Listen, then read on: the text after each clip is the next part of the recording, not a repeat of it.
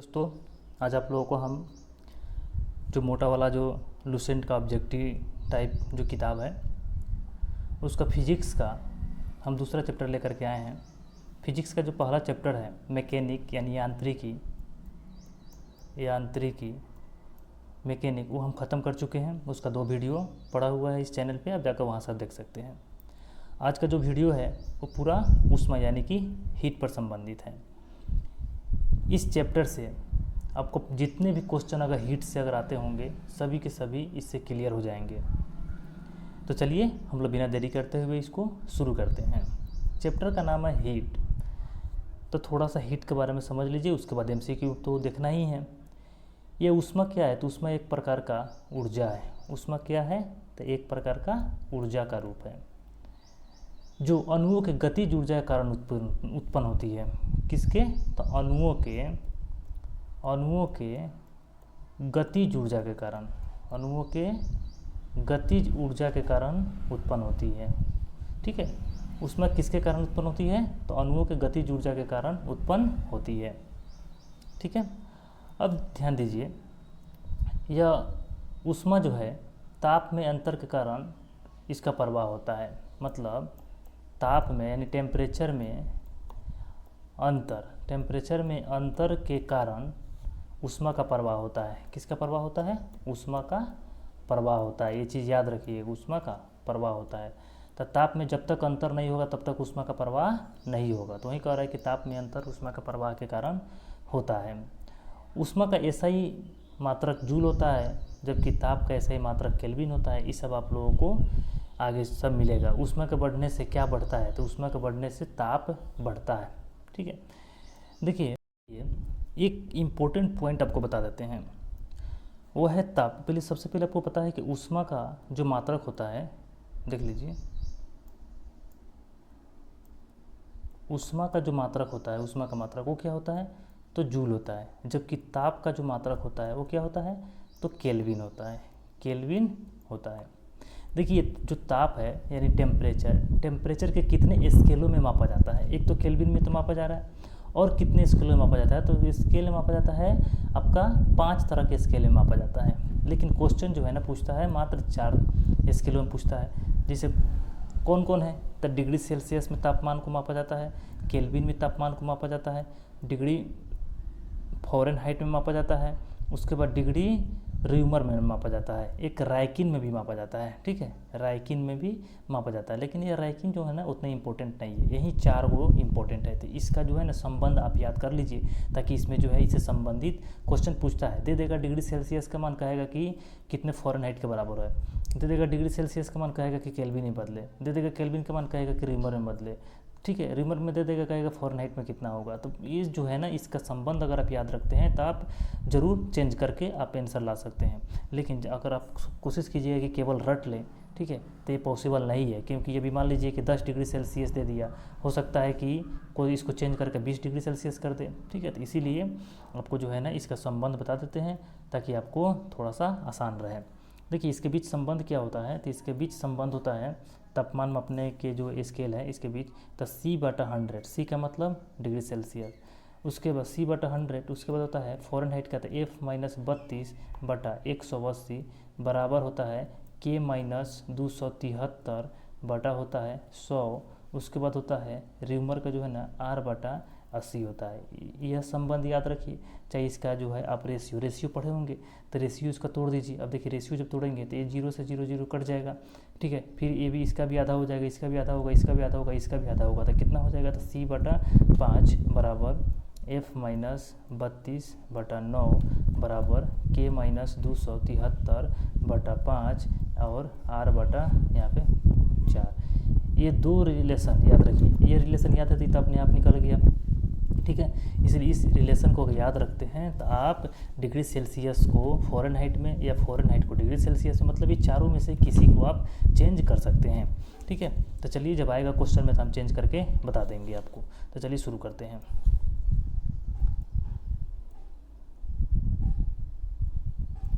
यहाँ पे पहला क्वेश्चन कह रहा है कि वस्तु को गर्म करने पर उसके अणुओं की क्या होती है? चाल बढ़ जाएगी कि ऊर्जा कम हो जाएगी, कि भार बढ़ जाएगा कि भार घट जाएगा। तो वस्तु को जब गर्म करेंगे तो उसके अणु की क्या होती है, तो चाल बढ़ जाती है। ऑप्शन नंबर ए हो जाएगा। 2 नंबर में क्या कर रहा है, तो 2 नंबर में कह रहा है कि किसी वस्तु का ताप किसका सूचक होता है, किसका सूचक होता है, तो उसके अणुओं के औसत गतिज ऊर्जा का, उसके अणुओं के औसत गतिज ऊर्जा का। ठीक है, ये चीज़ याद रखिएगा। आपको बताया भी है कि उसका उसमें एक प्रकार की ऊर्जा है जो अणुओं के गतिज ऊर्जा के कारण उत्पन्न होती है। तो वही कह रहा है कि किसी वस्तु का ताप किसका सूचक होता है, तो उसके अणुओं के औसत गतिज ऊर्जा का। उसके बाद 3 नंबर में देखिए क्या कर रहा है, 3 नंबर में कह रहा है कि किसी वस्तु का ताप सूचित करता है, मतलब वस्तु का ताप सूचित करता है कि संपर्क करने पर ऊष्मा अपेक्षाकृत कम ताप की वस्तु में उस वस्तु से प्रवाहित होगी।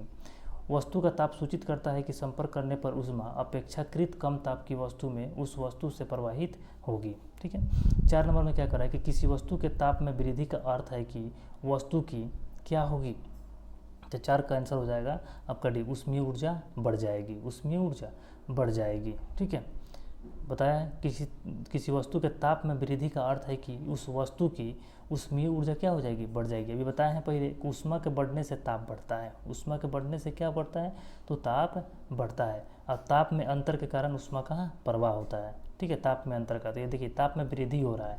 ठीक है, किसका वृद्धि हो रहा है, ताप में वृद्धि हो रहा है, तो ऊष्मा का क्या हो जाएगा, ऊष्मा का प्रवाह होता है। तो वहीं कह रहा है कि ऊष्मीय ऊर्जा क्या हो जाएगी, तो बढ़ जाएगी। देखिए 5 नंबर कह रहा है कि जब किसी वस्तु को ठंडा किया जाता है तब उसके अणु, ठीक है, 5 का जो कह रहा है क्वेश्चन कि जब किसी वस्तु को ठंडा किया जाता है तब उसके अणुओं की चाल क्या हो जाती है, तो घट जाती है। जब वस्तु को ठंडा किया जाता है तब उसके अणुओं की चाल क्या होती है, तो घट जाती है। 6 नंबर देखिए, 6 नंबर में क्या कह रहा है कि ऊष्मा एक प्रकार की ऊर्जा है। सबको पता है कि ऊष्मा एक प्रकार की ऊर्जा है जिसे कार्य में बदला जा सकता है।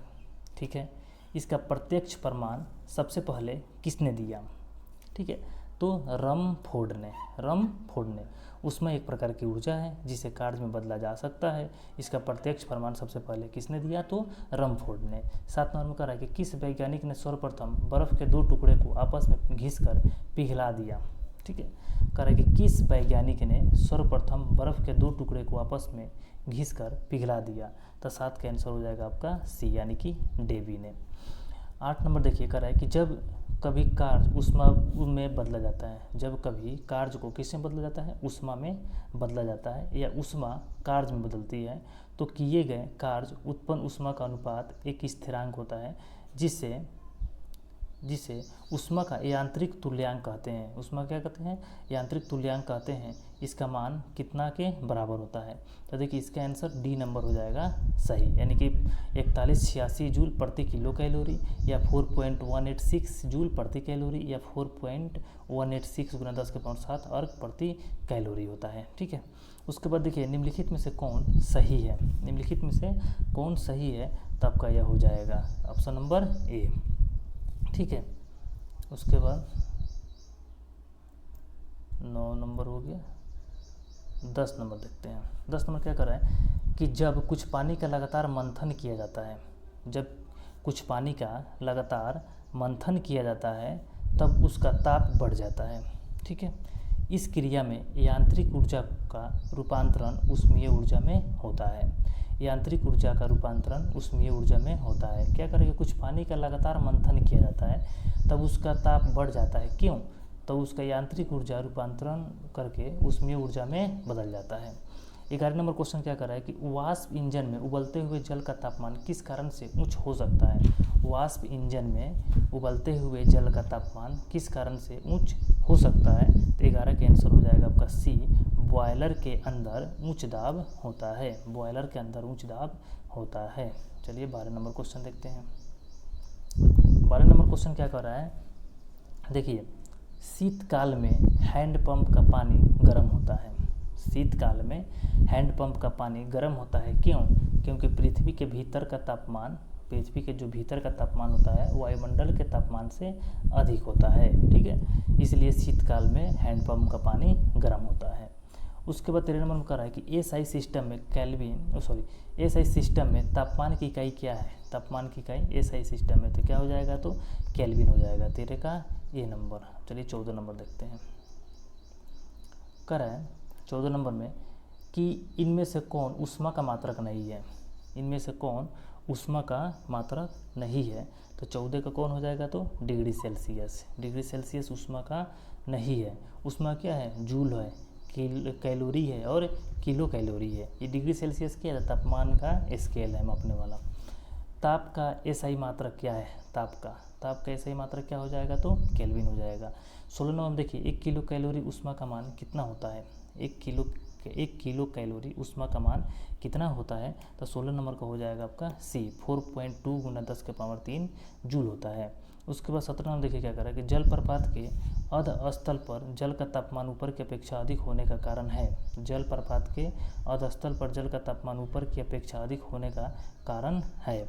17 का आंसर क्या हो जाएगा? तो सी, गिर रहे जल की गतिज ऊर्जा ऊष्मा में बदल जाती है। चलिए 18 नंबर देखते हैं। 18 नंबर कह रहा है कि गर्मियों में ताप 46 डिग्री सेल्सियस हो जाने पर भी ऊँट गर्मी से राहत महसूस करता है। ऐसा क्यों? तो अपने शरीर के ताप को 42 डिग्री सेल्सियस तक बढ़ा देता है। गर्मियों में ताप 46 डिग्री सेल्सियस हो जाने पर भी ऊँट गर्मी से राहत महसूस करता है। क्यों? तो अपने शरीर के टेम्परेचर को 42 डिग्री सी तक बढ़ाकर।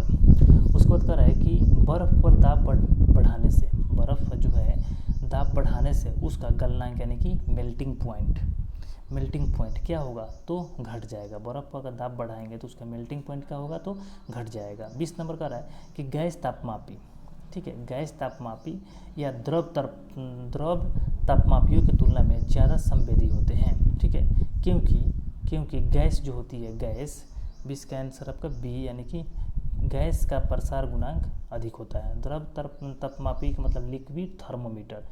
ठीक है, द्रव तापमापी का क्या होता है? Liquid thermometer. ठीक है, गैस का हो जाएगा तो गैस थर्मामीटर। ठीक है, तो कह रहा है कि गैस तापमापी द्रव तापमापियों की तुलना में ज़्यादा संवेदी होती है क्योंकि गैस का प्रसार गुणांक अधिक होता है। गैस का प्रसार गुणांक क्या होता है? तो अधिक होता है। उसके बाद देखिए 21 नंबर कह रहा है कि ताप का युग्म तापमापी यानी कि थर्मोकपल थर्मोमीटर। ठीक है, थर्मोकपल थर्मोमीटर किस सिद्धांत पर आधारित है? किस सिद्धांत पर आधारित है? तो 21 का हो जाएगा आपका ए, सीबेक के प्रभाव पर। सीबेक के प्रभाव पर आधारित है। 22 नंबर का है कि अत्यधिक ऊंचे तापों की माप की जाती है। अत्यधिक ऊंचे तापों की माप की जाती है। 22 का आंसर कौन हो जाएगा? तो 22 का हो जाएगा सी हो जाएगा, पूर्ण विकिरण उतापमापी से। पूर्ण विकिरण उतापमापी से अत्यधिक ऊंचे ताप की माप की जाती है पूर्ण विकिरण उतापमापी से। 23 नंबर क्वेश्चन क्या कर रहा है कि पूर्ण विकिरण उतापमापी किस सिद्धांत पर आधारित है? पूर्ण विकिरण उतापमापी किस सिद्धांत पर आधारित है? तो वह स्टीफन के नियम पर। चलिए 24 नंबर देखते हैं। 24 नंबर क्वेश्चन कर रहा है कि दूर की वस्तु जैसे कि सूर्य आदि का ताप किस तापमापी के द्वारा मापा जाता है?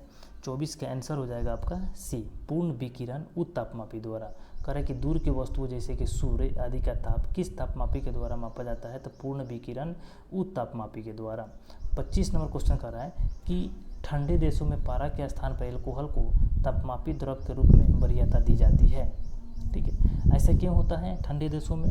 तो 25 का आपका आंसर हो जाएगा ए, यानी एल्कोहल का द्रव्यमान निम्नतर होता है। एल्कोहल का द्रव्यमान क्या होता है? तो निम्नतर होता है। 26 नंबर देखिए, विकिरण पायरोमीटर से कितना तापक्रम नापा जा सकता है? विकिरण पायरोमीटर से, ठीक है, कितने तापमान जो है, कितना तापक्रम नापा जा सकता है? तो 26 का आंसर हो जाएगा आपका 800 डिग्री सेल्सियस से ऊपर।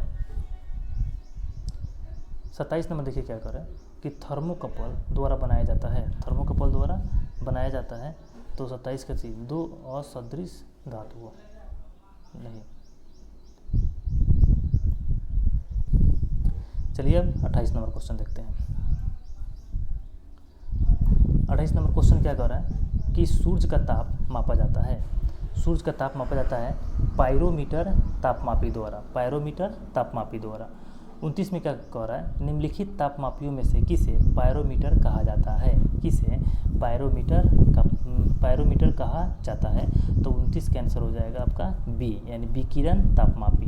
30 नंबर देखिए कर निम्नलिखित में से कौन सही है? अब देखिए रिलेशन आ गया ना, आपको बताए थे हम C/4 5, उसके बाद बताए थे f माइनस 32 बटा क्या बताए थे 9 बताए थे। उसके बाद क्या बताए थे फिर r बटा 4 बताए थे। उसके बाद k माइनस 273 बटा 5 बताए थे। इसमें से बताइए कौन ऑप्शन सही है? तो f माइनस 32 बटा 9 होगा कि नहीं होगा? तो f माइनस 32 बटा 9 यानी कि ऑप्शन नंबर बी सही होगा। उसके बाद देखिए 31 नंबर, सेल्सियस मापक्रम पर जल के क्वथनांक तथा हिमांक कितने होते हैं? देखिए बॉइलिंग पॉइंट जो जल का होता है वह होता है 60 डिग्री सेल्सियस, और जो फ्रीजिंग पॉइंट होता है यानी कि हिमांक बिंदु वह 0 डिग्री सेल्सियस, यानी कि 60 डिग्री सेल्सियस पर जल जो है ना उबलने लगता है, गर्म हो जाता है, और 0 डिग्री सेल्सियस पर क्या होता है? बर्फ़ बन जाता है। तो वही कह रहा है कि जल का क्वथनांक तथा हिमांक होते हैं। तो पहले क्वथनांक पूछा है तो 100 डिग्री सेल्सियस, उसको हिमांक था 0 डिग्री सेल्सियस। ऑप्शन क्या हो जाएगा? तो बी हो जाएगा। चलिए 32 नंबर क्वेश्चन देखते हैं। 32 नंबर क्या कह रहा है? ताप के सेल्सियस पैमाने पर परम शून्य ताप होता है। परम शून्य ताप कितना होता है? तो आपका ये हो जाएगा minus 273 degree Celsius, minus 273 degree Celsius. अब देखिए केल्विन मान से मानव शरीर का समान ताप है, केल्विन मान से। अब यहाँ पर समझ लीजिए मानव का जो तापमान होता है डिग्री सेल्सियस में वो 37 डिग्री सेल्सियस होता है, और फ़ारेनहाइट में होता है वो 98.6 फ़ारेनहाइट होता है। ठीक है, तो कह रहा है कि आपको केल्विन में बताना है, तो जब इसको डिग्री सेल्सियस से केल्विन में बदलिएगा तो 310 आएगा। चलिए हम बदल के दिखा देते हैं। सपोज कीजिए कि आपको ये मान पता नहीं, कोई भी मान ले लीजिए। चलिए डिग्री सेल्सियस वाला ले लेते हैं। तो हम सी का मान ले लिए कितना होता है मनुष्य का टेम्परेचर डिग्री सेल्सियस में, तो 37 होता है। ठीक है, और हमको निकालना किस में है? तो हमको निकालना है, कहाँ गया, केल्विन में निकालना है, यानी कि के का मान निकालना है के। तो सी और के बीच क्या होता है संबंध? तो सी बटा 100 बराबर के माइनस 273 बटा कितना होता है? 100 होता है कि नहीं होता है? होता है ना। अब बताइए 100 से 100 कट गया, सी का मान कितना है? तो 37 है, बराबर के माइनस 273। अब के का मान जब निकालिएगा तो 273 इधर आएगा, तो जोड़िएगा तो कितना आ जाएगा? ठीक है, 310 नहीं आएगा। देखिए निकल गया। मतलब जो दिया रहे उसको लीजिएगा और जिसको निकालना है उसको लीजिएगा, दोनों को बराबर करके जिसका मान दिया रहेगा उसका मान की जगह मान रखिए और क्रॉस गुना करके उसका आंसर निकाल लीजिए, आपका निकल जाएगा। क्योंकि इसको रटिएगा नहीं, पहले बता रहे हैं। चलिए तो समझ में आ गया केल्विन मान से मानव शरीर का समान ताप कितना होता है? तो 310 होता है। उसके बाद देखिए कह रहा है कि एक फ़ारेनहाइट तापक्रम और दूसरा सेल्सियस तापक्रम के दो तापमापियों में संख्यात किस तापमान पर एक समान पाठ्यांक होता है? तो होता है -40 डिग्री, -40 डिग्री। कह रहा है कि न्यूनतम संभव ताप है, न्यूनतम संभव ताप है, सबसे न्यूनतम संभव ताप आपसे पूछ रहा है तो हो जाता है -273 डिग्री सेल्सियस होता है। उसके बाद पूछ रहा है कि फ़ारेनहाइट स्केल पर किसी वस्तु का ताप 212 फ़ारेनहाइट है तो सेल्सियस पैमाने पर उस वस्तु का ताप कितना होगा? ठीक है, अब देखिए फ़ारेनहाइट में अभी बताए हैं। ठीक है, सेम उसी तरह आप चेंज कर सकते हैं। यहाँ पे फ़ारेनहाइट में दिया है, पूछ किस में रहा है? तो डिग्री सेल्सियस में। चलिए इसको भी एगो निकाल देते हैं, इसके बाद हम नहीं निकालेंगे। तो हम जानते हैं कि सी निकालना किस में है? सेल्सियस में। तो पहले सी वाला ले लेंगे, और दिया किस में है? तो एफ वाला। तो एफ वाला क्या होता है? तो एफ माइनस 32 बटा 180 होता है कि नहीं होता है? अब इसको पहले छोटा भी कर सकते हैं, सी 0 से 0 कट जाएगा, इसका आधा 5 हो जाएगा, इसका आधा 9 हो जाएगा, यानी कि सी बटा 5 बराबर एफ माइनस 32 बटा हो जाएगा 9। किसका मान दिया? फ़ारेनहाइट का। तो सी बटा यहाँ पे 5 और एफ का मान कितना है? 212। तो 212 माइनस यहाँ पे 32 बटा यहाँ पे हो जाएगा 9। 212 में से 32 घटाइएगा तो कितना हो जाएगा? 180 हो जाएगा। तो 180 बटा कितना हो जाएगा? 9। 9 से काटिएगा तो कितना होता है? 20। 20 से गुना करेंगे तो सी का मान कितना हो जाएगा? तो 100 डिग्री सेल्सियस। आ गया कि नहीं आ गया? ठीक है, सेम वैसे किसी का भी अब निकाल सकते हैं, बस उसको संबंध को आप याद रखिएगा। तो बताइए 36 नंबर में कौन हो जाएगा? तो 100 डिग्री सेल्सियस। चलिए आगे बढ़ते हैं, 37 नंबर देखते हैं। 37 नंबर करें कि सेल्सियस पैमाने पर 0 डिग्री सेल्सियस फ़ारेनहाइट टेस्ट के लिए कितने डिग्री के बराबर होता है? 0 डिग्री, देखिए सेल्सियस पैमाने पर 0 डिग्री सेल्सियस फ़ारेनहाइट स्केल के कितने डिग्री के बराबर होता है? अब सी का मान दे दिया 0, अब फ़ारेनहाइट में पूछ रहा है कि कितना के बराबर होगा। तो 37 का आंसर डायरेक्ट हम बता दे रहे हैं क्योंकि आप खुद निकालिएगा। 37 का आंसर कौन हो जाएगा? तो बी हो जाएगा। उसके बाद देखिए मानव शरीर का समान तापक्रम जो होता है 98.4 डिग्री फ़ारेनहाइट है, इसके बराबर 0 डिग्री में तापक्रम क्या है? देखिए हम आपको बताएं कि 98.6 डिग्री फ़ारेनहाइट होता है और 37 डिग्री सेल्सियस होता है। ठीक है, तो आपको यहाँ पे एक आध दो पॉइंट के इधर उधर जो है ना, आप उसको ज़्यादा एथिन लेकर के मत चलिएगा, 1-2 पॉइंट इधर उधर रहता है, बस इसके अप्रॉक्स में रहेगा। बहुत से एग्जाम होगा जिसमें 98.6 देता है, इसमें 98.4 दिया है। तो बताइए थोड़ा सा कम किया है, तो 37 से थोड़ा सा कम वाला ऑप्शन किधर है, 32 तो है नहीं, 35 तो है नहीं, तो ये हो जाएगा ऑप्शन नंबर बी हो जाएगा। अच्छा, इसको आप चेंज भी कर सकते हैं रख करके। जब 98.6 रखिएगा तो 37 डिग्री आएगा, जब 98.4 रखिएगा तो कितना आएगा, 36.89 आएगा। बस कौन हो जाएगा, बी नंबर ऑप्शन हो जाएगा। 39 में क्या करेगा, फ़ारेनहाइट मापक्रम पर समान वायुमंडलीय दाब पर उबलते पानी का ताप होता है। ठीक है, उबलते पानी का, बताइए उबलता कितना डिग्री पर है, तो 100 डिग्री सेल्सियस पर। अब किसमें पूछ रहा है, तो फ़ारेनहाइट में पूछ रहा है, तो फ़ारेनहाइट में बदल लीजिएगा, तो 39 का आंसर कौन हो जाएगा, तो 39 का आंसर आपका 212 हो जाएगा।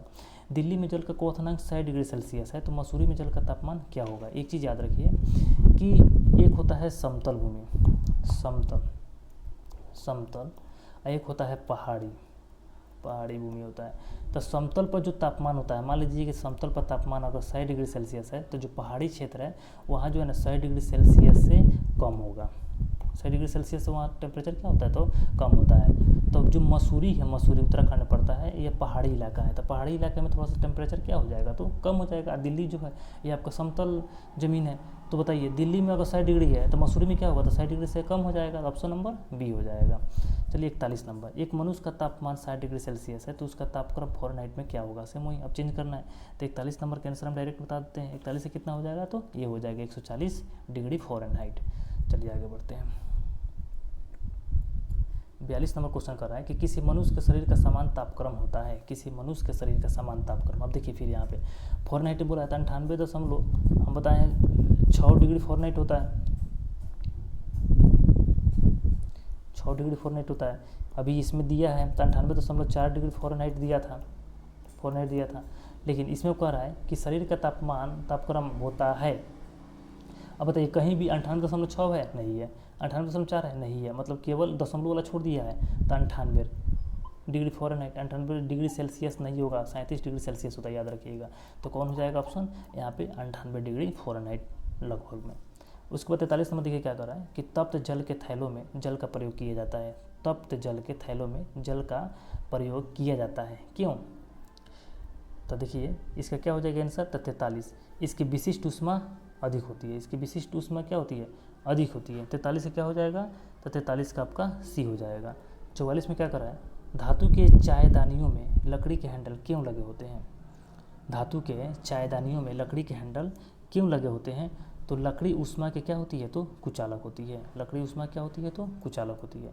45 नंबर में क्या कर रहा है कि जब गर्म पानी को मोटे कांच के गिलास के ऊपर छिड़का जाता है तो वह टूट जाता है, इसका क्या कारण है, तो अचानक ही गिलास विस्तारित हो जाता है, अचानक ही गिलास क्या हो जाता है, तो विस्तारित हो जाता है। तो चलिए आगे देखते हैं। हाँ 46 में कर रहा है पानी के घनत्व तो किस ताप पर अधिकतम होता है, पानी का घनत्व तो बोल रहा है किस ताप पर अधिकतम होता है, तो 4 डिग्री सेल्सियस पर अधिकतम होता है। अब देखिए घनत्व का फॉर्मूला आप जानते हैं, घनत्व बराबर क्या होता है, द्रव्यमान बटा आयतन, द्रव्यमान बटा आयतन। अगर घनत्व बढ़ेगा तो आयतन घटेगा, अगर घनत्व घटेगा तो आयतन बढ़ेगा। अब बताइए घनत्व ज़्यादा है, 4 डिग्री सेल्सियस पर घनत्व ज़्यादा है, तो 4 डिग्री सेल्सियस पर आयतन क्या होगा, तो न्यूनतम होगा। ठीक है, सेम है, अगर 4 डिग्री सेल्सियस पर न्यूनतम अगर जल का अगर आयतन ज़्यादा है तो घनत्व क्या हो जाएगा, कम हो जाएगा। लेकिन होता क्या है कि तब पानी का घनत्व जो है 4 डिग्री सेल्सियस पर अधिकतम होता है, तब पानी का आयतन 4 डिग्री सेल्सियस पर क्या होगा, तो न्यूनतम होगा, इसको आप याद रखिएगा। चलिए 47 नंबर क्वेश्चन क्या करें, जब बर्फ़ को 0 डिग्री सेल्सियस से 10 डिग्री सेल्सियस तक गर्म किया जाता है तो जल की आयतन क्या होगा। अब बताइए 0 से 10 डिग्री तक हम गर्म कर रहे हैं, तो हम जान रहे हैं कि 4 डिग्री सेल्सियस पर जो है जल का आयतन क्या होता है, तो न्यूनतम होता है, न्यूनतम होता है। अब बताइए तो 0 से 4 तक जाएंगे तो पहले न्यूनतम होगा, उसके बाद है ना बढ़ेगा, तो पहले क्या होता है, न्यूनतम होता है, उसके बाद बढ़ता है, यानी कि पहले कम होती है उसके बाद बढ़ती है। ऑप्शन नंबर क्या हो जाएगा, तो डी हो जाएगा 47 का। 48 में कह रहा है कि यदि जल को 10 डिग्री सेल्सियस से 0 डिग्री सेल्सियस तक ठंडा किया जाता है, ठीक है, ठंडा किया जाता है तो जल का आयतन 4 डिग्री सेल्सियस तक तो कम होगा, फिर बढ़ेगा, फिर क्या होगा, तो बढ़ेगा। चलिए आगे देखते हैं। साइकिल के ट्यूब अधिकांशतः गर्मियों में क्यों फटते हैं, ठीक है, गर्मी के कारण ट्यूब क्या हो जाता है, तो फट जाता है, गर्मी के कारण ट्यूब क्या होता है, तो फट जाता है। उसके बाद देखिए 50 नंबर, शीशे की छड़ जब भाप में रखी जाती है इसकी लंबाई बढ़ जाती है परंतु इसकी चौड़ाई क्या होती है, तो अव्यवस्थित होती है। अब देखिए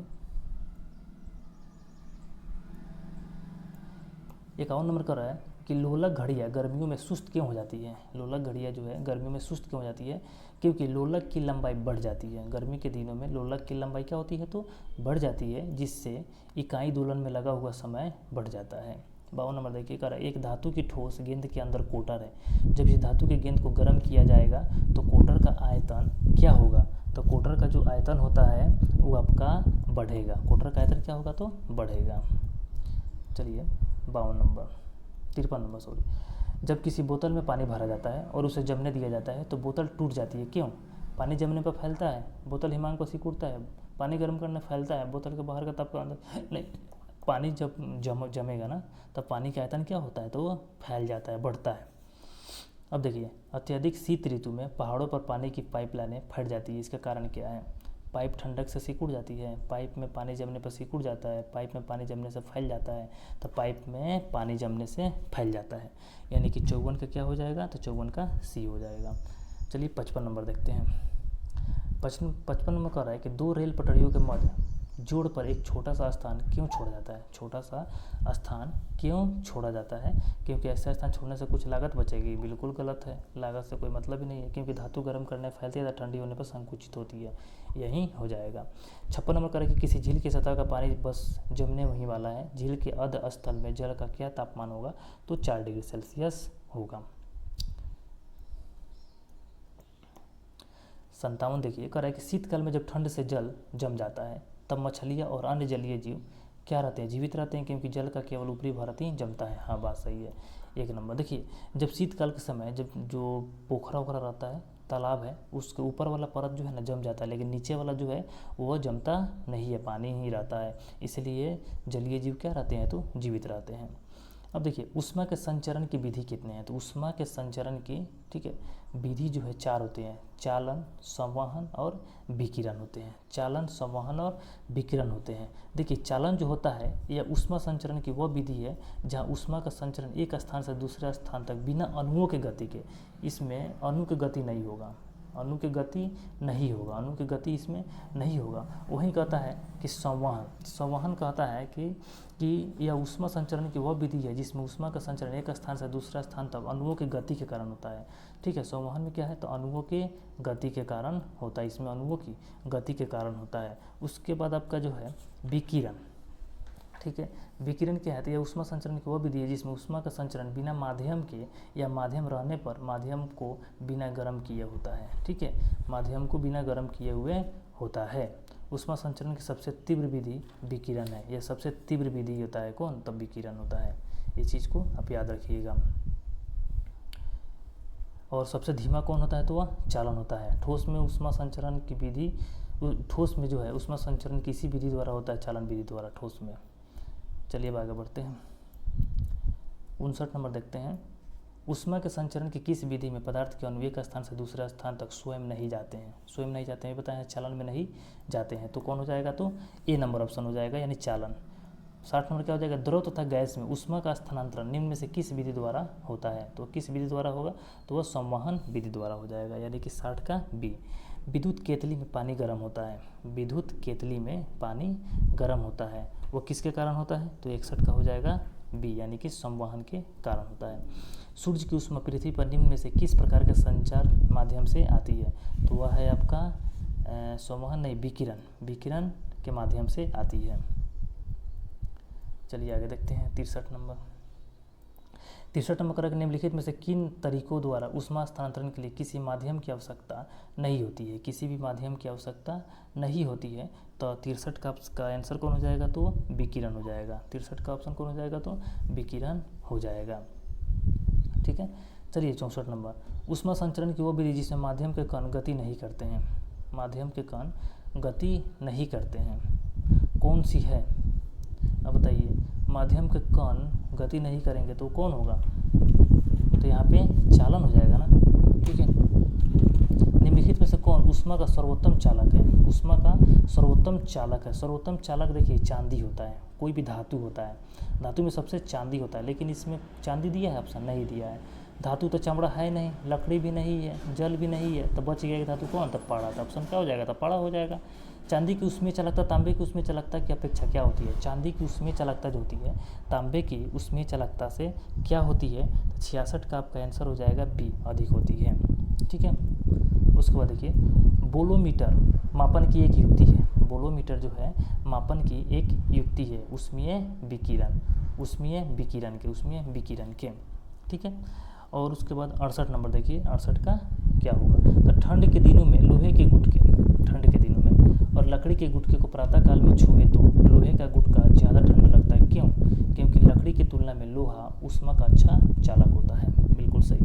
दोस्तों, आप लोगों के लिए इतना मेहनत किया जा रहा है तो आप लोग का फर्ज बनता है कि चैनल को सब्सक्राइब कर दीजिए और लाइक भी कर दीजिए। चलिए 69 नंबर देखते हैं। 69 नंबर क्वेश्चन क्या कर रहा है कि कड़े जाड़े में झील की सतह हिमशीतित हो जाते हैं किंतु उसके तल में जल द्रव अवस्था में बना रहता है, यह किस कारण से होता है? तो जल की जो सघनता होती है 4 डिग्री सेल्सियस पर अधिकतम होती है। 69 का क्या हो जाएगा? तो 69 का आपका 69 का सी हो जाएगा, यही होगा। जल का सघनता 4 डिग्री सेल्सियस पर अधिकतम होती है। एक टेबल पंखे को बंद कमरे में चलाने पर कमरे की हवा क्या होगी? तो गर्म होती है। 71 नंबर में देखिए क्या कर रहा है कि यदि रेफ्रिजरेटर के दरवाजे कुछ घंटों के लिए खुले छोड़ दें तो कमरे का तापमान क्या हो जाएगा? तो कमरे का तापमान क्या हो जाएगा? तो वह बढ़ जाएगा। कमरा का तापमान क्या हो जाएगा? तो बढ़ जाएगा। 71 समझ गए। अब चलिए 72 नंबर देखते हैं। 72 नंबर क्वेश्चन कर रहा है कि यदि किसी धातु को खाना पकाने के बर्तन बनाने में प्रयुक्त किया जाता है तो ताप चालकता क्या होगी? कह रहा है कि यदि किसी धातु को खाना पकाने के बर्तन बनाने में प्रयुक्त किया जाता है तो ताप चालकता क्या होगा? तो इसका ताप का जो चालकता होती है वो कम होनी चाहिए। निम्नलिखित में से कौन सा ऊष्मा का सबसे अच्छा सुचालक है? सबसे अच्छा सुचालक है तो देखिए इसमें कौन हो जाएगा? तो समुद्र का पानी हो जाएगा। समुद्र का पानी हो जाएगा। आणविक संगठन के द्वारा ऊष्मा का संप्रेषण क्या कहलाता है? आणविक संगठन के द्वारा ऊष्मा का संप्रेषण क्या कहलाता है? तो 74 का आंसर हो जाएगा आपका बी, यानी कि संवहन कहलाता है। निम्नलिखित में से निम्नलिखित द्रव्यों में कौन सा ऊष्मा का बहुत अच्छा चालक है? बहुत अच्छा चालक है। 75 का क्या हो जाएगा? तो 75 का आपका ये हो जाएगा। बताया है ना कि धातु होता है, पानी तो धातु है नहीं, इथर धातु तो है नहीं, बेंजीन धातु तो है नहीं, तो बच गया एक यही। सबसे अच्छा तो चांदी होता, लेकिन चांदी तो ऑप्शन में है नहीं, तो धातु में देखेंगे तो कौन बच गया? तो आपका पारा बच गया। 76 नंबर देखिए, सूर्य विकिरण का कौन सा भाग सोलर कुकर को गर्म कर देता है? सूर्य जो है विकिरण का कौन सा भाग सोलर कुकर को गर्म कर देता है? तो 76 का आंसर कौन हो जाएगा? तो आपका 76 का आंसर आपका बी हो जाएगा, अवरक्त किरण। हम जानते हैं कि सूर्य से जो है ना 2 प्रकार की किरण आती है, एक अवरक्त किरण इंफ्रारेड और दूसरा का आता है पराबैंगनी किरण। तो पराबैंगनी किरण को ओजोन परत रोक देती है और अवरक्त किरण को जो है नहीं रोक पाती, अवरक्त किरण पृथ्वी पर आती है। इसी कारण क्या होती है? तो गर्मी महसूस होती है उस समय। शीतकाल में कपड़े हमें गर्म रखते हैं, क्यों? शीतकाल में जो है कपड़े हमें गर्म रखते हैं, ऐसा क्यों होता है? तो 77 का जो है डी हो जाएगा, शरीर की ऊष्मा को बाहर जाने से रोकता है। बात सही है। धूप से बचने के लिए छाते में रंग संयोजन निम्न में से कौन सा सबसे उचित है? ऊपर सफ़ेद नीचे काला। ऊपर सफ़ेद होना चाहिए, नीचे क्या होना चाहिए? तो काला होना चाहिए। देखिए प्रकाश का जो परिवर्तन सफ़ेद में जो है ना ज़्यादा बढ़िया होता है, वो परावर्तित कर देता है, लेकिन काला में नहीं, ये सोख लेता है। अब देखिए अफ्रीका के काली त्वचा वाले व्यक्ति ब्रिटेन के सफ़ेद त्वचा वाले व्यक्ति की तुलना में क्या होंगे? तो अधिक गर्मी महसूस करेंगे कि कम गर्मी महसूस करेंगे? तो जो काला व्यक्ति होता है ना उसे ज़्यादा गर्मी होती है, और जो सफ़ेद यानी गोरा होता है उसे कम गर्मी महसूस होती है। तो बताइए अफ्रीका के काली त्वचा वाले व्यक्ति ब्रिटेन के सफ़ेद त्वचा वाले व्यक्तियों की तुलना में अधिक गर्मी महसूस करते हैं। सिंपल है, आप भी देखे होंगे, चाहे देखिएगा अपने ऊपर भी इसको एक्सपेरिमेंट कीजिएगा। अगर आप काले होंगे तो गर्मी आपको ज़्यादा लगता होगा, लेकिन वही जो अगर गोरा आदमी है उसको उतना गर्मी नहीं लगता है। ठीक है, अब देखिए 80 नंबर, सुबह का सूरज इतना गर्म नहीं होता है जितना दोपहर का होता है, क्यों? सुबह का सूरज इतना गर्म नहीं होता है जितना कि दोपहर का होता है, क्यों? तो 80 का आंसर हो जाएगा आपका, 80 का आंसर कितना होगा? तो 80 का हो जाएगा डी। सुबह के समय सूरज की किरणों को अंतरिक्ष में अधिक दूरी तय करनी पड़ती है। 81 नंबर देखिए, 81 में कह रहा है कि काले वस्त्रों के मुकाबले श्वेत वस्त्र शीतल क्यों होते हैं? काले वस्त्रों के मुकाबले, ठीक है, 81 का हो जाएगा बी आपका आंसर। ठीक है, उनके पास जो भी प्रकाश पहुंचता है उसे वो परावर्तित करते हैं। काले वस्त्रों के मुकाबले श्वेत वस्त्र शीतल होते हैं। ऊनी कपड़े, एक मिनट, हाँ चलिए, ऊनी कपड़े सूती वस्त्रों की अपेक्षा गर्म होते हैं। ऊनी कपड़े सूती वस्त्रों की अपेक्षा गर्म होते हैं। क्यों? क्योंकि ताप के अच्छे रोधक होते हैं। क्योंकि ताप के अच्छे क्या होते हैं? तो रोधक होते हैं। 83 नंबर देखिए, 83 नंबर क्वेश्चन कर रहा है कि उबलते जल द्वारा जलने की तुलना में, ठीक है, उबलते जल द्वारा जलने की तुलना में भाप द्वारा जलन अधिक कष्टदायक होता है। क्यों? क्योंकि भाप में गुप्त ताप होता है। हाँ, भाप में गुप्त ताप होता है। 84 नंबर देखिए, वायुमंडल में आर्द्रता की उपस्थिति एक ऐसी स्टील के गिलास के बाह्य सतह पर जल की बूंदें देखकर सुनिश्चित की जाती है जो भरा हो। जो क्या चीज़ से भरा हो? तो 84 का हो जाएगा आपका सी, यानी ठंडे जल से भरा हो। उसके बाद कह रहा है 85 नंबर, तो 85 नंबर देखिए, अच्छे उत्सर्जक अच्छे अवशोषक होते हैं। यह नियम किसका है? तो किर्कहॉफ का नियम है। किर्कहॉफ का नियम है। चलिए 86 नंबर क्वेश्चन देखते हैं। 86 नंबर क्वेश्चन कर रहा है कि किसी कृष्णिका के एकांक पृष्ठीय क्षेत्रफल से प्रति सेकेंड उत्सर्जित विकिरण ऊर्जा उसके परम ताप के चतुर्थ घात के अनुक्रमानुपाती होता है। यह नियम किसका है? ठीक है, तो ये नियम किसका है? तो 86 का हो जाएगा आपका सी, यानी स्टीफन का नियम है। स्टीफन का विकिरण नियम इसमें से कौन है? तो देखिए इसका ऑप्शन कौन हो जाएगा? तो सी, यहीं इसी चीज़ का क्या कर दिया, यहाँ पे उल्टा कर दिया है। 88 नंबर देखिए, किसी वस्तु के ठंडे होने की दर उस दर वस्तु तथा उसके चारों ओर के माध्यम के तापांतर के अनुक्रमानुपाती होता है। किसी वस्तु के ठंडे होने का दर, ठीक है, किसी वस्तु के ठंडे होने की दर वस्तु तथा उनके चारों ओर के माध्यम के ताप अंतर के अनुक्रमानुपाती होता है। यह नियम किसका है? तो न्यूटन का शीतलन नियम है। न्यूटन का शीतलन नियम है। ठीक है, अब देखिए यहाँ पे अगर आपसे कहेगा न्यूटन का शीतलन नियम क्या होता है, तो न्यूटन का शीतलन नियम कहता है कि अगर कोई वस्तु बहुत अधिक गर्म से थोड़ा ठंडा होने में कितना समय लगाता है, थोड़ा ठंडा से पूरा ठंडा होने में उससे अधिक समय लगाता है। ठीक है, थोड़ा सा बता देते हैं आपको कि न्यूटन का शीतलन नियम क्या कहलाता है। कहता है कि अगर देखिए किसी वस्तु का तापमान 60 डिग्री है सेल्सियस है, 60 डिग्री से अगर 50 डिग्री हो रहा है तो इसका टाइम कितना लग रहा है? मान लीजिए कि आपका 10 मिनट का टाइम लग रहा है। ठीक है, 60 डिग्री से 50 डिग्री होने में 10 मिनट का टाइम लग रहा है। अगर कहेंगे कि 50 डिग्री से 40 डिग्री होने में कितना टाइम लगेगा? 10 मिनट नहीं, 10 मिनट से ज़्यादा लगेगा, 10 मिनट से ज़्यादा लगेगा। ठीक है, यही न्यूटन का शीतलन नियम कहलाता है। चलिए आगे बढ़ते हैं।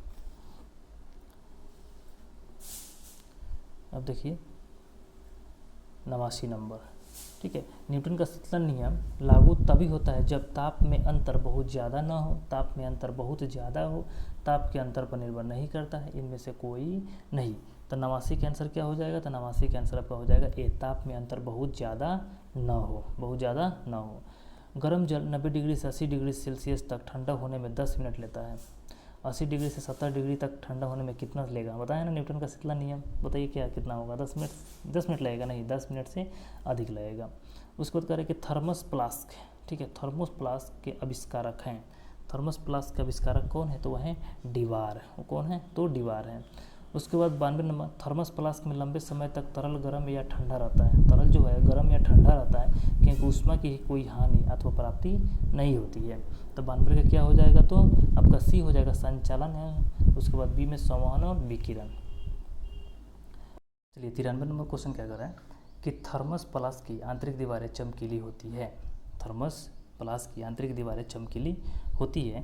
तो 93 क्या हो जाएगा? बी नंबर हो जाएगा। 93 का क्या हो जाएगा आंसर? तो बी होगा, यानी विकिरण द्वारा होने वाली ऊष्मा हानि को रोकने के लिए। 94 नंबर में क्या कर रहा है? थर्मस फ्लास्क तरल पदार्थों को लंबे समय तक गर्म रखता है। क्यों? थर्मस फ्लास्क जो है तरल पदार्थों को लंबे समय तक गर्म रखता है। क्यों? तो 94 के आंसर आपका हो जाएगा कौन? तो सी, चमकदार आंतरिक दीवार तथा बाह्य आवरण की दीवारें ऊष्मा को निकलने से या प्रविष्ट होने से रोकती है। उसके बाद 95 नंबर देखिए, 95 नंबर क्या कर रहा है कि किस विधि से ऊष्मा स्थानांतरण को न्यूनतम करने के लिए थर्मस फ्लास्क की दीवारें पर कलाई की जाती है। किस विधि से ऊष्मा स्थानांतरण को न्यूनतम करने के लिए थर्मस फ्लास्क की दीवारें पर कलाई की जाती है? तो 95 का हो जाएगा आपका सी, यानी कि विकिरण। किससे? तो विकिरण। 96 नंबर देखिए, किसी पदार्थ की एकांक द्रव्यमान का ताप 1 डिग्री सेल्सियस बढ़ाने में लगी ऊष्मा क्या कहलाती है? किसी पदार्थ के एकांक द्रव्यमान का ताप 1 डिग्री सेल्सियस बढ़ाने में लगी ऊष्मा जो है कहलाती है तो विशिष्ट ऊष्मा कहलाती है। विशिष्ट ऊष्मा कहलाती है। ठीक है। अब 97 नंबर देखिए, निम्नलिखित में से किस में सर्वोच्च विशिष्ट ऊष्मा का मान होता है? तो जल में होता है। किस में होता है विशिष्ट ऊष्मा का मान? तो जल में होता है। 97 का क्या हो जाएगा? तो आपका डी हो जाएगा। उसके बाद देखिए 98 कह रहा है कि दिन के समय पृथ्वी समुद्र के जल की अपेक्षा बहुत जल्दी गर्म हो जाती है। दिन के समय पृथ्वी समुद्र के जल की अपेक्षा बहुत जल्दी गर्म हो जाता है। क्यों? क्योंकि जल की विशिष्ट ऊष्मा धारिता काफ़ी अधिक होती है। मोटर गाड़ी के रेडिएटर को ठंडा करने के लिए पानी का व्यवहार किया जाता है। ठीक है, कह रहे कि मोटर गाड़ी के रेडिएटर को ठंडा करने के लिए पानी का व्यवहार किया जाता है। 99 का आंसर क्या हो जाएगा? तो ये पानी की विशिष्ट ऊष्मा अधिक होती है। पानी की विशिष्ट ऊष्मा क्या होती है? तो अधिक होती है। चलिए अब 100 नंबर देखते हैं।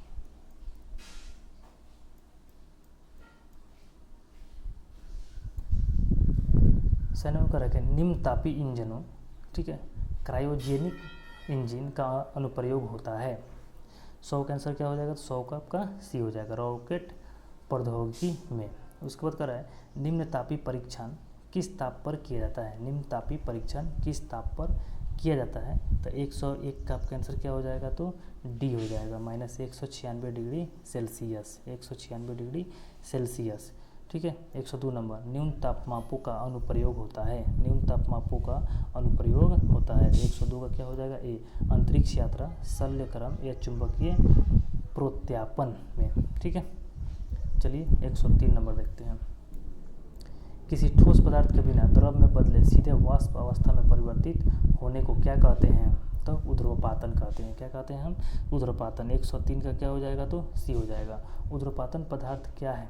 ठीक है, तो सब कपूर भी है, नेफ्थलीन भी है, अमोनियम क्लोराइड भी, यानी कि ऑप्शन नंबर डी हो जाएगा। जिस ताप पर कोई ठोस पदार्थ ऊष्मा पाकर द्रव में परिणत हो जाती है वो क्या कहलाता है? ठीक है, तो वो कहलाता है आपका गलनांक। 105 क्या हो जाएगा? तो बी हो जाएगा। जिस ताप पर कोई द्रव ऊष्मा पाकर वाष्प में बदल जाता है क्या कहलाता है? ठीक है, तो वह द्रवनांक, क्वथनांक, ठीक है, गलनांक। मतलब इसमें से कौन कहलाएगा? 106 का, तो 106 का जो है आपका सी कहलाएगा, क्वथनांक कहलाएगा। ठीक है। उसके बाद देखिए 107 नंबर कह रहा है कि शुद्ध पदार्थ में कोई अन्य पदार्थ मिला देने पर उसके गलनांक पर क्या प्रभाव पड़ता है? शुद्ध पदार्थ में कोई अन्य पदार्थ मिला देने पर उसके गलनांक पर क्या प्रभाव पड़ता है? तो 107 का आंसर क्या हो जाएगा? तो 107 का आंसर हो जाएगा आपका बी, यानी कि घट जाता है। उसके गलनांक पर क्या प्रभाव पड़ेगा? तो घट जाएगा।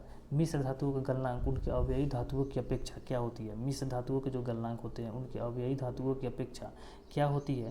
तो 108 का आंसर हो जाएगा आपका ए, निम्न होती है। 109 नंबर में क्या हो जाएगा? तो देखिए 109 नंबर का कि द्रव से वाष्प में पदार्थ की अवस्था परिवर्तन को क्या कहते हैं? तो वाष्पन कहते हैं। उसके बाद देखिए ठोस से द्रव में पदार्थों की अवस्था परिवर्तन को क्या कहते हैं? ठोस से द्रव में। ठीक है, तो इसे क्या कहेंगे? तो आपका गलन कहेंगे। 110 का क्या हो जाएगा? तो ये हो जाएगा। उसके बाद देखिए 111 का दाब बढ़ने से किसी द्रव का क्वथनांक क्या होगा? दाब बढ़ने से द्रव का क्वथनांक क्या होगा? तो बढ़ेगा। उसके बाद कह रहा है कि अपद्रव्यों को मिलाने से गलनांक पर क्या प्रभाव पड़ता है? अपद्रव्यों को मिलाने से द्रव्यांक पर क्या प्रभाव पड़ता है? तो गलनांक पर क्या प्रभाव पड़ता है? तो गलनांक जो है घटता है। ठीक है। उसके बाद 113 नंबर क्वेश्चन देखिए। 113 में कह रहा है कि पानी कब उबलता है? ठीक है, जल का स्थिति वाष्प दाब वातावरणीय दाब के बराबर होती है कि जल का पानी का तापमान 60 डिग्री सेल्सियस तक पहुंच जाता है, यानी कि 113 का जो आंसर है वो आपका सी हो जाएगा। पानी कब उबलता है? ठीक है, पानी का जो है ट्रिपल पॉइंट क्या होता है? ट्रिपल पॉइंट क्या होता है? 114 का क्या हो जाएगा? तो 114 का जो है आपका 273.16 केल्विन होता है। किसी द्रव का वाष्पीकरण होने से उसका तापमान क्या होगा? ठीक है, 115 का देखिए कह रहा है कि किसी द्रव का वाष्पीकरण होने से उसका तापमान क्या होगा? तो घटेगा। ठीक है। उसके बाद 116 नंबर देखिए। 116 का क्या कह रहा है? तो 116 में करेगा वह ताप जिस पर बर्फ, पानी और वाष्प संतुलन में रहता है क्या कहलाता है? तो त्रिक बिंदु कहलाता है। वाष्पीकरण की दर निर्भर नहीं करता है। वाष्पीकरण की जो दर है वो निर्भर नहीं करता है। तो 117 का हो जाएगा वो सी, द्रव की संपूर्ण मात्रा पर वो निर्भर नहीं करता है। 118 नंबर देखिए। चावलों को पकाने में कहाँ अधिक समय लगेगा? चावल को पकाने में कहाँ अधिक समय लगेगा? तो आपका माउंट एवरेस्ट पर। कहाँ पे? तो माउंट एवरेस्ट पर। किसी निश्चित द्रव के लिए वाष्पन की दर निर्भर करता है। 119 का क्या हो जाएगा, तो डी हो जाएगा। किसी निश्चित द्रव के लिए वाष्पन की दर निर्भर करता है, द्रव के ताप पर भी निर्भर करेगा, वायु के ताप पर भी, द्रव की खुली सतह के क्षेत्रफल पर भी, यानी कि ऑप्शन नंबर डी हो जाएगा। चलिए 120 देखते हैं, जल का क्वथनांक, जल का क्वथनांक 120 से क्या हो जाएगा, तो डी, जल की खुली सतह के ऊपर के द्रव पर निर्भर करता है, यानी कि 120 का आंसर क्या हो जाएगा, तो डी हो जाएगा। जल का क्वथनांक 60 डिग्री सेल्सियस होता है, नहीं। पात्र के पदार्थ पर निर्भर करता है, नहीं। अपेक्षित आर्द्रता पर निर्भर करता है, नहीं। जल की खुली सतह के ऊपर के दाब पर निर्भर करता है। ठीक है, चलिए आगे बढ़ते हैं। चलिए 121 नंबर क्वेश्चन देखते हैं। 121 नंबर क्वेश्चन क्या कर रहा है कि ऊंची पहाड़ियों पर हिमपात क्यों होता है। ऊंची पहाड़ियों पर हिमपात क्यों होता है, तो 121 का जो है आंसर आपका सी हो जाएगा। ऊंची पहाड़ियों पर तापमान जो होता है हिमांक से कम होता है। ऊंची पहाड़ियों पर तापमान जो है हिमांक से कम होता है, अतः जल वाष्प जमकर बर्फ बन जाती है, इसलिए ऊंची पहाड़ियों पर जो है ना हिमपात होता है। चलिए 122 नंबर क्वेश्चन देखते हैं। 122 नंबर क्वेश्चन कह रहा है कि पर्वतों पर आच्छादित हिम सूर्य की गर्मियों द्वारा एक साथ न पिघलने का कारण क्या है।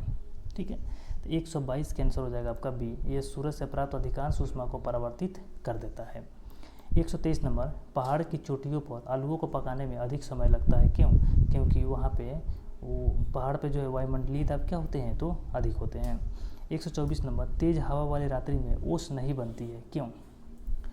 तेज हवा वाली रात्रि में ओस नहीं बनती है, इसका कारण क्या है कि वाष्पीकरण की दर क्या होती है, तो तेज हो जाती है।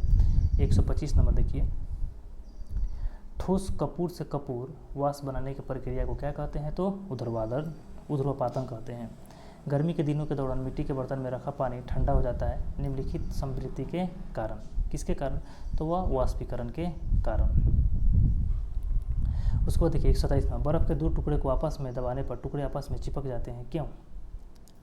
127 का हो जाएगा ए, बर्फ के दो टुकड़े को आपस में दबाने पर टुकड़े आपस में चिपक जाते हैं क्योंकि दाब अधिक होने से बर्फ का गलनांक क्या हो जाता है, तो घट जाता है। बर्फ का गलनांक क्या होता है, तो घट जाता है।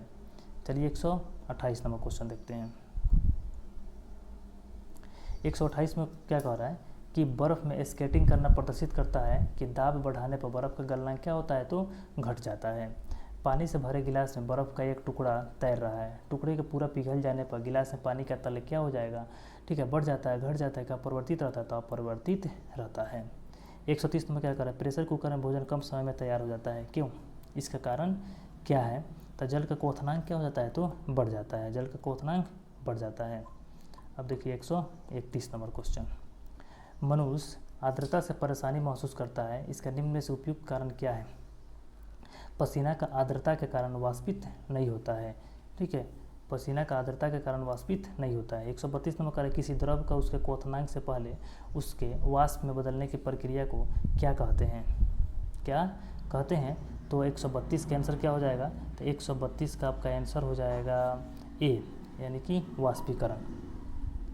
उसके बाद 130 नंबर देखिए क्या कर रहा है, पहाड़ों पर पानी निम्नलिखित तापमान पर उबलते हैं, पहाड़ पर 60 डिग्री सेल्सियस से तो कम पर। 134 में देखिए, वह उत्सर्जित या अवशोषित ऊष्मा जो पदार्थों का अवस्था परिवर्तन तो करती है परंतु ताप में किसी प्रकार का परिवर्तन नहीं करती है, क्या कहलाती है, तो वो कहलाती है गुप्त ऊष्मा। 135, किसी ठोस पदार्थ के एकांक द्रव्यमान को उसके गलनांक पर ठोस के द्रव में बदलने के लिए आवश्यक ऊष्मा को क्या कहते हैं, ठीक है, तो आपका इसका आंसर हो जाएगा, क्या हो जाएगा, तो ठोस के गलन की गुप्त ऊष्मा। 135 का आंसर क्या हो जाएगा, तो ठोस के गलन की गुप्त ऊष्मा, किसी ठोस पदार्थ के एकांक द्रव्यमान को उसके गलनांक पर ठोस से द्रव में बदलने की आवश्यक ऊष्मा को क्या कहते हैं, ठोस के गलन की गुप्त ऊष्मा। उसके बाद देखिए, बर्फ के गलन की गुप्त ऊष्मा कितना होती है, ठीक है, तो 80 कैलोरी प्रति ग्राम।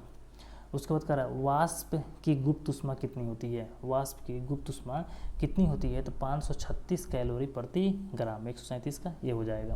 138, भाप से हाथ अधिक जलता है अपेक्षाकृत उबलते जल से, क्योंकि कारण क्या है, भाप में गुप्त ऊष्मा होती है, भाप में क्या होती है, तो गुप्त ऊष्मा होती है, इसलिए जल्दी ज़्यादा जला हुआ महसूस होता है भाप से। ऊष्मागतिकी के प्रथम नियम से संरक्षित होता है, ऊष्मागतिकी के प्रथम नियम से क्या संरक्षित होता है, तो वो संरक्षित होता है ऊर्जा, यानी कि 139 का आपका बी हो जाएगा। उसके बाद कर 140 नंबर में कि आंतरिक ऊर्जा की संकल्पना ऊष्मागतिकी के किस नियम से मिलती है, तो बी यानी कि प्रथम नियम से मिलती है।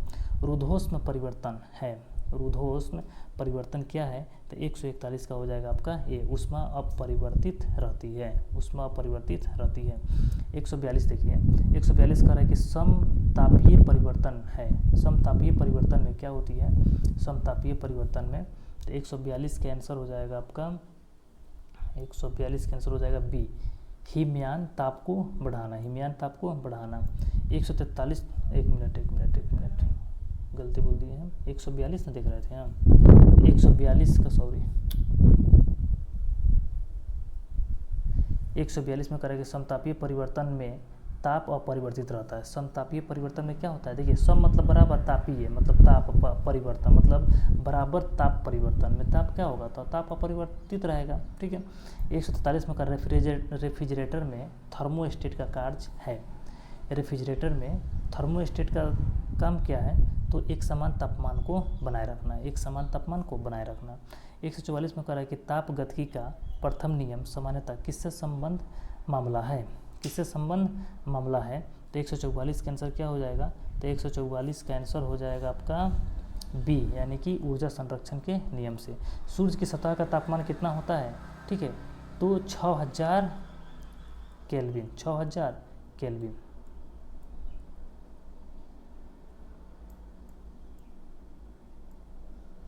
देखिए 146 नंबर, जब पानी में नमक मिलाया जाता है निम्नलिखित में से कौन सा परिवर्तन होता है, जब पानी में नमक मिलाया जाएगा तो निम्नलिखित में से कौन सा परिवर्तन होगा, तो क्वथनांक बढ़ता है और जमाव बिंदु घटता है। गर्म मौसम में पंखा चलाने से आराम महसूस होता है, क्यों, ठीक है, तो इसका आंसर हो जाएगा आपका बी, हमारा पसीना तेज़ी से वाष्पीकृत होता है। कमरे को ठंडा किया जा सकता है संपीड़ित गैस को छोड़ने से।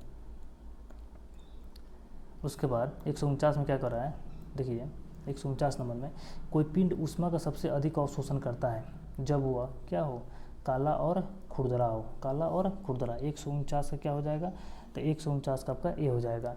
दोस्तों 150 नंबर क्वेश्चन देखते हैं। 150 में कर रहा है किस बिंदु पर फ़ारेनहाइट तापक्रम सेंटीग्रेड तापक्रम का 2 गुना होता है, तो ऑप्शन नंबर क्या हो जाएगा आपका आंसर डी हो जाएगा, 160 डिग्री फ़ारेनहाइट। जो फार्मूला बताया है ना, उसी रिलेशन में बैठा करके जो है ना इसका मान आप निकाल सकते हैं।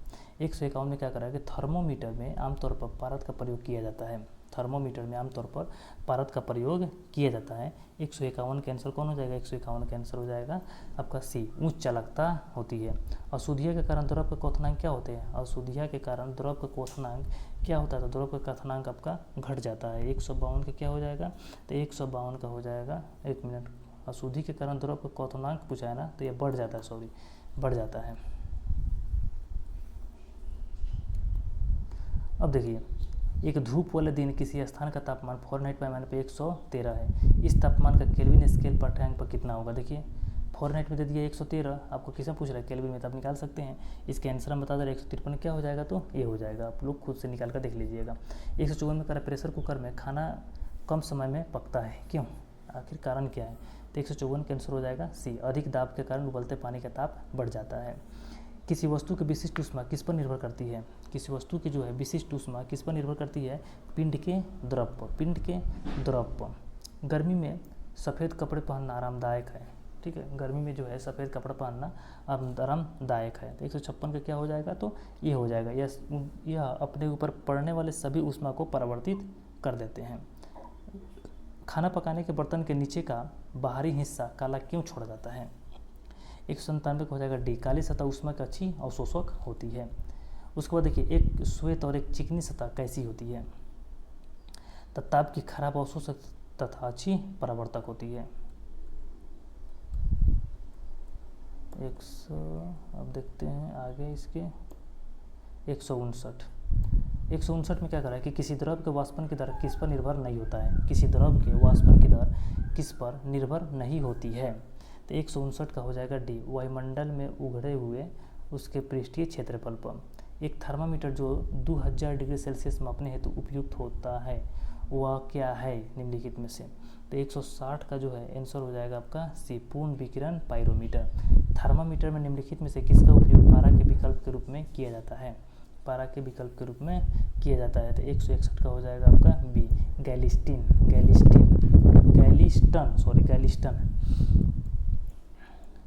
162 में कहा कि शीतकाल में एक मोटी कमीज की अपेक्षा 2 पतली कमीजें हमें अधिक गर्म क्यों रखती हैं? तो 162 के आंसर जो हो जाएगा आपका सी, 2 कमीजों के बीच वायु की प्रतिरोधी के माध्यम के रूप में काम करती है। निम्नलिखित में से किसकी ऊष्माधारिता अधिक है? ठीक है, कह कि निम्नलिखित में से किसकी ऊष्माधारिता अधिक है? तो 163 का जो है आपका बी, यानी कि जल की। यदि किसी स्थान के तापमान में सहसा वृद्धि होती है तो अपेक्षिक आर्द्रता क्या होगी? यदि किसी स्थान के तापमान में सहसा वृद्धि होती है तो अपेक्षिक आर्द्रता क्या होगी? तो 164 का आपका बी हो जाएगी, यानी कि घटती है। उसके बाद देखिए 165 नंबर, सेल्सियस में माप का कौन सा तापक्रम 300 केल्विन के बराबर होता है? 300 केल्विन के बराबर होता है। अब देखिए केल्विन में दे दिए, आपको किससे पूछ रहा है? सेल्सियस में पूछ रहा था, आप आराम से चेंज कर सकते हैं। 165 का हो जाएगा आपका 27 डिग्री। 166 में बिना किसी ताप परिवर्तन के किसी पदार्थ को द्रव से गैस में परिवर्तित करने के लिए अपेक्षित ऊष्मा को किसकी गुप्त ऊष्मा कहा जाता है? तो 166 का आपका हो जाएगा वाष्पन, यानी कि ए। ब्लैक बॉडी किसकी विकिरण को अवशोषित कर सकती है? Black body. तो 167 का जो है 167 का हो जाएगा सी, केवल उच्च तरंगदैर्ध्य को। ठीक है, उसके बाद 168 नंबर देखिए, शीत ऋतु के दिनों में हम मौसम किस प्रकार का होने पर ज़्यादा ठंड महसूस करते हैं? शीत ऋतु के दिनों में हम मौसम किस प्रकार के होने पर ज़्यादा ठंडा महसूस करते हैं? तो 168 का हो जाएगा आपका ए, साफ मौसम। केल्विन पैमाने पर लिए गए ताप को सेल्सियस पैमाने बदलने के लिए दिए गए तापों में क्या जोड़ना होगा? ठीक है, क्या जोड़ना होगा, कि गुना करना होगा, कि विभाजित करना होगा, कि घटाना होगा? तो 169 का जो है आपका आंसर डी होगा। 169 का डी, यानी कि 273 क्या करना होगा? तो घटाना होगा। 170 में कह रहा है कि बर्फ़ को बुरादे में पैक क्यों किया जाता है? बर्फ़ को बुरादे में पैक क्यों किया जाता है? तो 170 का हो जाएगा सी, बुरादा ऊष्मा का कुचालक होता है। बुरादा ऊष्मा का क्या होता है? तो कुचालक होता है। उसके बाद देखिए 171 नंबर, 171 में कह रहा है कि मिट्टी के घड़े में निम्न में से किस क्रिया के कारण जल ठंडा रहता है? ठीक है, तो 171 का जो है आपका आंसर हो जाएगा बी, वाष्पीकरण। शीतलन की दर किस पर निर्भर करती है? शीतलन की दर जो है किस पर निर्भर करती है? तो 172 का ए, बॉडी और उसके आसपास की चीज़ों के बीच तापमान में अंतर। 172 हो गया। अब चलिए 173 देखते हैं। पसीना शरीर को ठंडा करता है। ठीक है, पसीना जो है शरीर को ठंडा करता है। तो 173 का कौन हो जाएगा? तो 173 का हो जाएगा आपका बी, वाष्पीकरण के लिए गुप्त ऊष्मा की आवश्यकता होती है। ये चलिए 174 नंबर क्वेश्चन क्या कर रहा है? 174 नंबर क्वेश्चन कह रहा है कि यदि एक प्रणाली का तापमान केल्विन में x है तथा 0 डिग्री सेल्सियस में y है तो उनके बीच संबंध क्या होगा? तो 174 का हो जाएगा आपका बी, x बराबर 273 प्लस y। 175 में क्या कर रहा है? 14 डिग्री फ़ारेनहाइट कितने डिग्री सेंटीग्रेड के बराबर है? देखिए सेम वही, केवल अधिकांशतः जो है ना, अगर रिलेशन याद है तो अधिकांश क्वेश्चन इसमें का आप जरूर बना दीजिएगा। तो 175 क्या हो जाएगा? तो आपका इसमें -10। उसके बाद क्या कर रहा है कि 176 में करें कि 2 पिंडों के तापमान में अंतर 30 डिग्री सेंटीग्रेड है तो डिग्री फ़ारेनहाइट में यह अंतर कितना का होगा? तो 176 का क्या हो जाएगा? हम आंसर बताते हैं, आप लोग खुद से निकालिएगा। 176 का हो जाएगा आपका बी, यानी कि 86। उसके बाद देखिए फ़ारेनहाइट पैमाने पर तापमान 200 डिग्री फ़ारेनहाइट है तो इसका मान सेल्सियस पैमाने पर क्या होगा? सेम वही चीज़। 177 में क्या हो जाएगा? तो 1, ऑप्शन नंबर 93.3 डिग्री सेल्सियस आप निकाल सकते हैं। 178 किसी दिए गए द्रव के पृष्ठ से वाष्पीकरण कब अधिक तेजी से होती है? तो 178 का हो जाएगा ए, जब तापमान उच्च हो और द्रव का पृष्ठ क्षेत्र पर बृहत हो। ठीक है। 179 निम्न प्रकार के ऊष्मा इंजनों में से कार्बोरेटर का प्रयोग किस में किया जाता है? तो 179 का हो जाएगा आपका सी, पेट्रोल इंजन। दोस्तों अगर वीडियो अच्छा लगा होगा तो लाइक कीजिए, सब्सक्राइब कीजिए, ठीक है, और कमेंट भी कीजिए कि आप लोगों को कैसा वीडियो लगा, ताकि हम आगे भी आप लोगों को इसी तरह का वीडियो प्रोवाइड कराते रहें। चलिए धन्यवाद दोस्तों।